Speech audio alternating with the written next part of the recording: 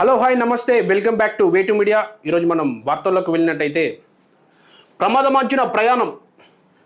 రామడుగులోని మోతేబాగ్ కొత్త వంతెనకు ఇరువైపుల రహదారి పనులు చివరి దశలో నిలిచిపోయాయి.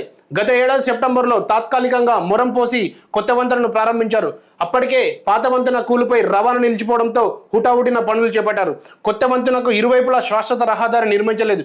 2019లో 7.9 కోట్లతో కొత్త వంతెనను గత ఏడాది సవరణ ప్రతిపాదనతో రూపాయలు 11.20 కోట్లకు కేటాయించారు. ఇందులో రూపాయలు 1.54 కోట్లు భూ నిర్వసత రైతులకు పరిహారం మంజూరు చేశారు. కానీ తాత్కాలికంగా రహదారిపైన రాకపోకలు సాగడం తాజాగా మట్టి రహదారి కోతకు గురైన ప్రమాదకరంగా మారింది. ఇటీవలే కురిసిన వర్షాలకు గుంతలు ఏర్పడడం, మొరం పోసి చదును చేశారు. తాత్కాలిక రహదారి ఇరుపక్కల కోతకు గురి కావడం, వర్షం కురిస్తే మట్టి కొట్టుకుపోయే అవకాశం ఉంది. తార్ రోడ్డు పనులు త్వరగా చేపట్టాలని రామడుగు, పెగడపల్లి మండలాల ప్రజలు న్యూస్ స్టూడియోతో ఇవాళ ప్రజలు కోరుతున్నారు.